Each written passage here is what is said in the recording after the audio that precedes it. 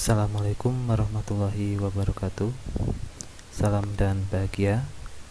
Sebelum kita memulai pembelajaran pada mata pelajaran dasar perancangan teknik mesin, alangkah baiknya kita perkenalan dulu. Yang pertama,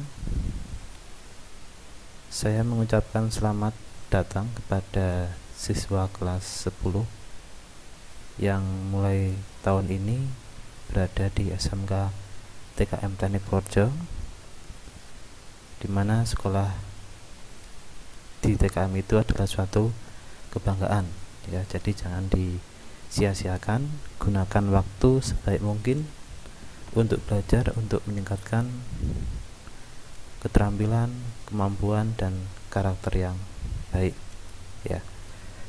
Jadi untuk pelajaran saya itu namanya adalah dasar perancangan teknik mesin ya, atau biasanya itu disingkat dengan DPTM. Nah, ini jangan sampai keliru, nanti ada pelajaran yang hampir sama, yaitu namanya pekerjaan dasar teknik mesin ya. Itu nanti yang mengampu Pak Suherman. Kalau dasar perancangan teknik mesin itu yang mengampu saya ya. Untuk namanya ada di sebelah sini ya. Pengantar KI dan KD. KI ini adalah kompetensi inti, sedangkan KD adalah kompetensi dasar ya. Jadi pelajaran dasar perancangan teknik mesin ini merupakan salah satu pelajaran yang baru ya. Kenapa saya bilang baru? Itu karena di SMP itu belum ada mata pelajaran seperti ini. Beda dengan nanti yang di mata pelajaran bahasa Indonesia, mata pelajaran matematika, itu di SMP ada, di SD ada, di SMK nanti juga ada. Tapi kalau dasar perancangan teknik mesin itu hanya di SMK. Untuk SMA tidak ada ya. Jadi ini merupakan mata pelajaran yang baru. Nah, walaupun baru, ini saya harapkan kalian bisa mengikuti ya pelajaran mengenai dasar perancangan teknik mesin, dan nanti materinya itu juga hampir sama dengan pelajaran-pelajaran di SMP sebenarnya ya. Ada sebagian yang sama, seperti nanti ada gaya, ada perhitungan besaran dan satuan, itu nanti masuk di pelajaran dasar perancangan teknik mesin itu ya. Dan KBM nanti kegiatan belajar mengajar. Kemudian perkenalan dulu ya. Ini biodata saya ya. Nama Murdiono. Tanggal lahirnya adalah 3 Juni 1993 ya. Jadi 28 tahun. Tempat tinggal di Winonglor, Gebang, Purworejo. Jadi nanti yang mungkin satu desa atau satu kecamatan atau tetangga ya, nanti bisa berkenalan lebih jauh lagi ya, atau mau mampir juga bisa ya. Kemudian nomor WA ini 081578381654. Silakan bisa dicatat. Nanti kalau misalnya ada yang mau ditanyakan bisa lewat WA, atau mungkin saat mengumpulkan tugas bisa juga lewat WA ya. Itu ya, itu nama saya. Jadi nanti kalau misalnya ditanyakan oleh guru ya, guru mata pelajaran ini siapa, ya itu harus tahu. Jangan sampai tidak tahu ya. Di ruang guru tanya Pak ini ya, ini nggak boleh. Jadi harus tahu ya. Itu biodata saya. Mungkin nanti kalau ada yang mau ditanyakan bisa komen di channel saya ya. Komen, nanti bisa saya balas. Yang berikutnya adalah nah, ini adalah kata-kata yang bagus ya. Belajar memang tidak mudah, tapi hidup tanpa memiliki ilmu jauh lebih berat dan menyengsarakan. Jadi kalian yang masih kelas 1 jangan malas-malas ya. Bahasan itu jangan malas-malas untuk belajar. Karena apa? Karena nanti kalau kalian tidak belajar, ya, kemudian tidak memiliki ilmu, itu nanti akan lebih menyengsarakan lagi, lebih berat lagi, ya. Jadi belajar itu tidak mudah, tapi lebih berat lagi kalau tidak punya ilmu, ya. Nah, ini silahkan bisa dipahami betul kalimat ini, karena nanti ini sebagai modal kalian nanti selama 3 tahun di SMK TKM, ya. Tuh. Kemudian yang berikutnya adalah terkait dengan KBM di semester 1, ya. Jadi di semester 1 ini hampir sama dengan di tahun sebelumnya, karena ini masih pandemi, ya. Jadi saya harapkan, ya, untuk kalian tetap mematuhi protokol kesehatan, ya. Pakai masker, jaga jarak dan sebagainya itu tetap dipatuhi. Apalagi nanti saat di lingkungan kampus SMK TKM Teknik Purworejo, itu harus benar-benar dipatuhi. Karena ini masih dalam kondisi pandemi, maka KBM untuk sementara waktu dilaksanakan secara daring, ya. Dan kemungkinan nanti juga ada KBM tatap muka, tapi nanti menunggu instruksi dari sekolah maupun instruksi dari Dinas Pendidikan. Jadi untuk sementara itu kita laksanakan secara daring, ya. Itu untuk semester 1. Nah, karena pelajaran ini itu tidak ada prakteknya, jadi semuanya hanya teori, ya otomatis nanti kalau misalnya yang praktek suruh masuk, yang tidak ada prakteknya daring, ya kita mengikuti daring, ya. Jadi tetap daring, ya. Dan diharapkan ini siswa itu tetap aktif, ya, walaupun kegiatannya daring, tugas, ada pertanyaan dan sebagainya, silahkan untuk aktif, ya. Jumlah pertemuan itu ada 20 pertemuan, ya. Kemudian teorinya ini ada 18, karena kita pelajarannya masuknya ke teori, walaupun pelajaran ini masuk pelajaran kejuruan, tapi sifatnya adalah teori. Pertemuan prakteknya adalah 0. Mid semester nanti 1 pertemuan. Nah, mid semester ini adalah tengah semester, ya. Ini biasanya di bulan akhir September sampai awal Oktober itu nanti ada mid semester. Kemudian persiapan ujian semester, ya, ulangan semester itu di awal Desember, itu nanti biasanya ada tes semesteran. Itu saya hitung satu pertemuan. Ya, itu untuk KBM semester 1. Yang berikutnya adalah bagaimana sistem KBM daring. Ini berlaku untuk pelajaran saya, ya. Jadi untuk pelajaran saya selama KBM daring aturannya adalah seperti ini, ya. Tidak berlaku untuk guru yang lain. Nanti mungkin guru yang lain punya aturan tersendiri, ya. Pertama adalah selama pembelajaran daring, materi akan disampaikan sesuai jadwal mata pelajaran. Jadi misalnya kalian pelajarannya hari Senin jam kesekian, ya, yaitu nanti akan saya share sesuai harinya, ya, tidak manut jam, ya, tapi hari, gitu, ya. Pembelajaran daring dilaksanakan menggunakan Google Classroom dengan kombinasi YouTube. Jadi nanti kita Google Classroom, ya, ini saya harapkan sudah masuk semua nanti di kelas Google Classroom. Kemudian YouTube ini nanti kombinasi, ya, seperti penjelasan ini kan ini saya share di YouTube biar supaya kalian bisa lebih paham lagi. Kalau hanya materi itu nanti bingung, ya. Ketiga, peserta didik melakukan presensi terlebih dahulu melalui Google Classroom. Batas waktu presensi adalah pukul 17 di hari yang sama, ya. Nah, aturannya sebenarnya itu di hari yang sama, ya. Tapi saya mengecualikan. Karena apa?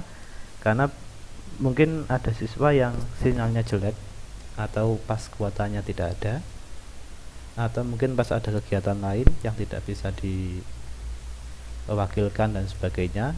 Itu saya batasi untuk presensi itu 1 minggu. Jadi misalnya pelajarannya hari Rabu, Selasa depannya harus sudah absen, ya. Dan absennya nanti saya buatkan di Google Classroom, ya, untuk bagaimana cara penggunaan Google Classroom, bagaimana presensi, bagaimana mengumpulkan tugas, nanti saya jelaskan lewat video yang berikutnya ya. Jadi hanya pengantar saja ya. Jadi untuk absensi atau presensi itu batasnya 1 minggu, tidak di hari yang sama jam 5 ya. Itu. Kemudian yang keempat, peserta didik harus aktif berdiskusi, mengajukan pertanyaan terhadap materi yang disampaikan oleh guru. Nah, misalnya materinya saya sampaikan di Google Classroom, bisa komen pertanyaan di sana. Atau misalnya saya share lewat YouTube, ya kalian bisa komen ya, komen di YouTube, kemudian beri nama kelas ya. Itu nanti akan saya bahas ya. Jadi bisa silakan kalian aktif berdiskusi. Pertanyaan apapun nanti yang terkait materi akan saya jawab ya. Jadi itu intinya, kalian harus aktif ya. Kemudian yang kelima, jika terdapat kendala saat melakukan KBM daring, silahkan komunikasikan dengan pamong mata pelajaran atau wali kelas ya.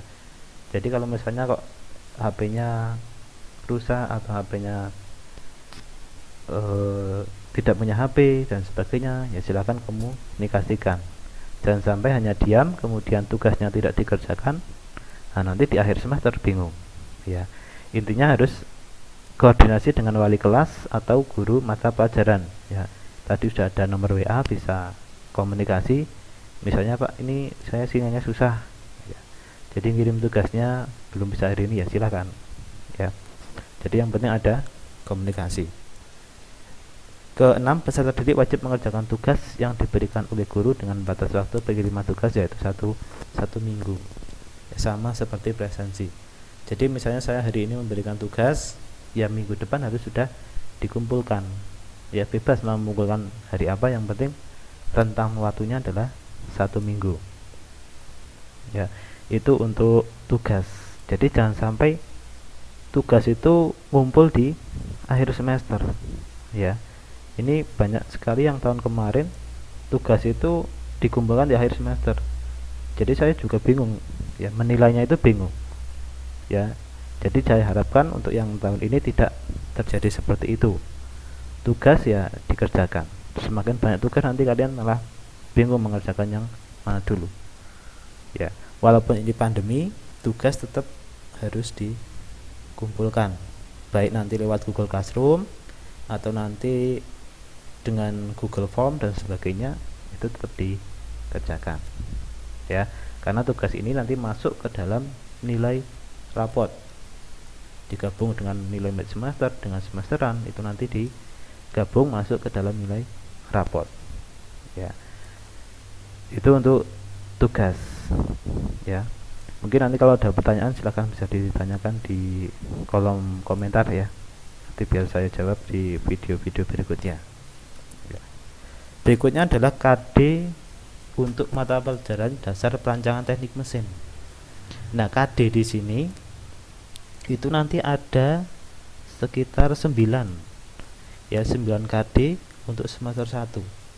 Dan ini termasuk yang paling banyak ya, dibandingkan mata pelajaran lain. Mungkin KD ini yang paling banyak ya, karena sebenarnya pelajaran dasar perancangan teknik mesin itu ada 4 pelajaran digabung jadi 1, yaitu namanya dasar perancangan teknik mesin. Kalau zaman dulu itu dibagi 4, ada mekanika teknik, kelistrikan mesin, ada juga nanti teknologi mekanik ya, juga nanti ada yang perhitungan mekanika, itu juga elemen mesin ya, ada 4 itu. Tapi sekarang mulai tahun 2017 itu sudah digabung, jadi hanya ada 1 pelajaran dan materinya sama, jadi cukup banyak ini ya. KD yang pertama ini saya beri kode 3.1 dan 4.1, itu yang membedakan hanya 3.1 itu pengetahuan, 4.1 itu adalah keterampilan ya. Jadi yang saya baca nanti yang 3.1 dan seterusnya ya. Memahami jenis bahan teknik ini nanti yang dipelajari itu terkait bahan teknik yang kaitannya dengan teknik mesin ya. Misalnya nanti ada besi, ada kuningan, ada misalnya oli dan sebagainya, itu nanti yang dipelajari di situ. Ya nanti kalian bisa lebih mendalami lagi di bab bahan teknik ini. Ya. Yang kedua, prinsip pengolahan bahan logam. Di sini adalah bagaimana cara mengolah logam dari besi, baja, itu bagaimana cara mengolahnya, itu nanti dipelajari di sini. Aluminium, kemudian tembaga, itu bagaimana pengolahannya, ya nanti yang dipelajari di sini. 3, bahan non logam ya. Bahan non logam itu seperti tadi aluminium, itu maksudnya bahan non logam. Bukan aluminium, maaf, plastik ya, plastik, kemudian keramik, komposit, itu maksudnya non logam. Kalau logam itu seperti aluminium, besi, baja, tembaga, kuningan, perak, itu masuk logam. Kemudian KD yang keempat, perlakuan panas. Nah, perlakuan panas itu kalau bahasa Inggrisnya itu heat treatment. Heat panas, treatment itu perlakuan. Jadi seperti kalian misalnya mau membuat keris ya. Nah, membuat keris itu kan dipanasi dulu besinya. Ya, setelah panas baru dipukul. Nah, saat memanaskan ini itu namanya proses perlakuan panas. Nah, tujuannya untuk apa? Tujuannya biasanya untuk menjadikan besi menjadi lebih keras. Ya, besinya lunak mau jadikan keras ya dengan proses perlakuan panas ini. Ya. Itu KD keempat. Kemudian KD kelima, teknik pengujian logam ya. Logam itu biasanya sebelum digunakan itu harus diuji dulu ya, terutama adalah kekuatannya ya, nanti kita pelajari di KD 5 ini ya. Jadi misalnya motor itu kan ada namanya poros ya, poros di roda itu. Nah, itu sebelum digunakan di situ itu harus diuji dulu logamnya ini sesuai dengan persyaratan untuk membuat poros tidak ya. Jadi nanti pengujian logam itu ada kekerasannya, ada kekuatan, ada keretakan, ada elastisitas ya, itu nanti kosakata yang sering kalian jumpai nanti di pelajaran ini. Keenam adalah teknik pengenangan material. Nah, untuk KD ini nanti kita menyesuaikan dari waktu yang ada ya. Karena waktunya ini terbatas ya, di musim pandemi ini kan waktunya terbatas sekali. Jadi mungkin ada beberapa KD yang tidak saya berikan ya, seperti yang ini, yang 6 ini ya. Ini kemungkinan kalau masih ada waktu nanti ya kita berikan, kalau tidak ya kita ke KD yang lain ya. Jadi kita memilih sesuai dengan yang berkelanjutan nanti kelas 2, kelas 3 dan seterusnya. KD yang ketujuh adalah memahami prinsip kerja mesin tenaga fluida. Ini seperti turbin ya, turbin, kemudian kincir air, kincir angin. Nah, itu masuk ke dalam mesin tenaga fluida. Kedelapan adalah dasar-dasar kelistrikan. Seperti misalnya kalian mempelajari ampere meter, kemudian voltmeter, kemudian ada hambatan listrik, kemudian bagaimana menggunakan avometer, multitester, itu nanti dipelajari di dasar-dasar kelistrikan ya. Walaupun bukan jurusan listrik tapi harus paham dasar-dasar kelistrikan. Karena apa? Karena nanti di mesin itu juga menggunakan listrik ya. Jadi kalau misalnya ada trouble sedikit terkait listrik ya kalian bisa tahu ya, minimal tahu oh ini ternyata seperti ini ya. 9 adalah yang terakhir adalah sistem kontrol. Ini juga kemungkinan tidak saya berikan karena ini nanti biasanya di pelajaran atau di jurusan mekanik industri ya. Kalau di TP sistem kontrol itu untuk kelas 2 kelas 3 tidak dipelajari ya, tidak ada kaitannya nanti dengan pelajaran setelahnya ya. Jadi itu KD-KD yang akan kalian pelajari nanti di semester 1. Di semester 2 nanti juga ada 9 KD itu ya. Itu untuk KD. Nah, mungkin ini ada istilah-istilah yang kalian belum familiar ya, seperti nanti ada perlakuan panas, heat treatment, ada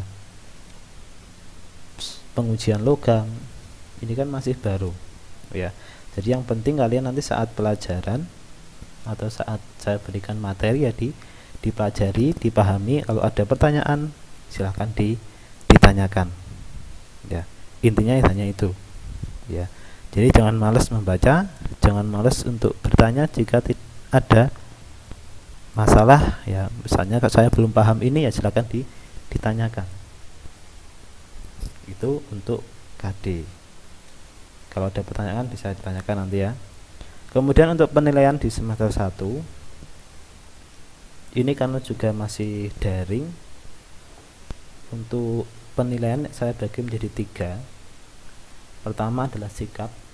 Nah, sikap ini kalau daring ini kan sebenarnya susah ini untuk menilai sikap ya.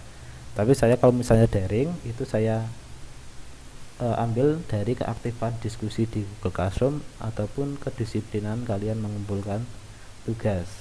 Jadi kalau ada anak yang rajin mengumpul tugas dengan yang tidak, otomatis sikapnya beda. Tapi kalau nanti saat pertemuan tatap muka, yaitu saat sikap kalian di kelas juga saya nilai. Anak yang suka guyonan dan sebagainya, anak yang tidak memperhatikan gurunya, ya itu otomatis nilainya jelek dibandingkan yang memperhatikan dan sebagainya ya. Itu jadi diharapkan kalian sudah berada di SMK TKM ini ya dimaksimalkan ya.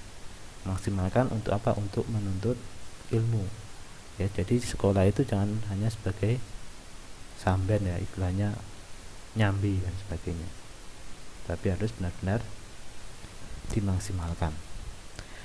Untuk penilaian yang kedua adalah pengetahuan.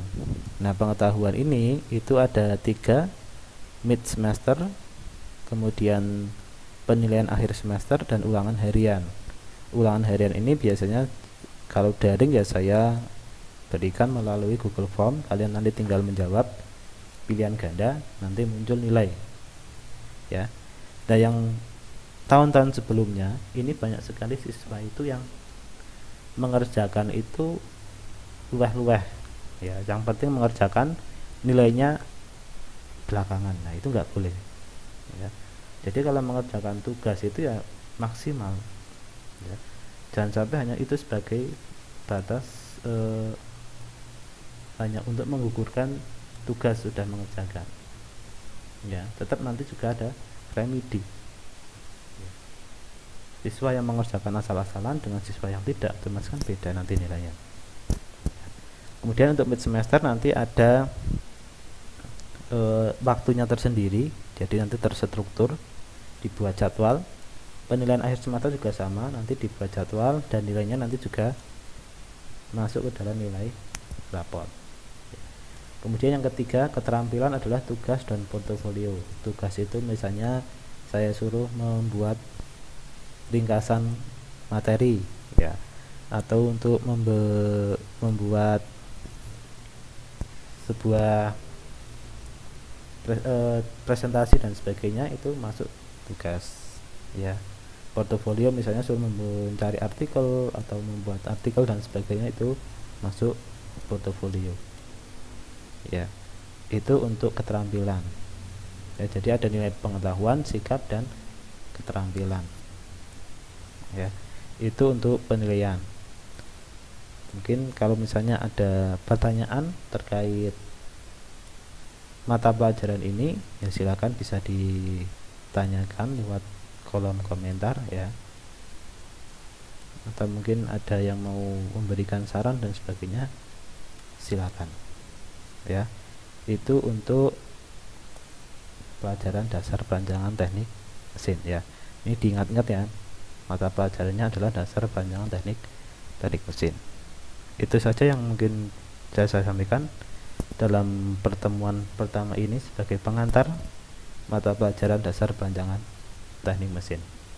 Untuk pertemuan pertama nanti untuk absensi bisa melalui kolom komentar dengan menyebutkan nama, nomor absensi, atau kelasnya Jadi biar bisa saya absensi, atau juga bisa nanti melewati Google Classroom ya. Itu saya akhiri. Wassalamualaikum warahmatullahi wabarakatuh.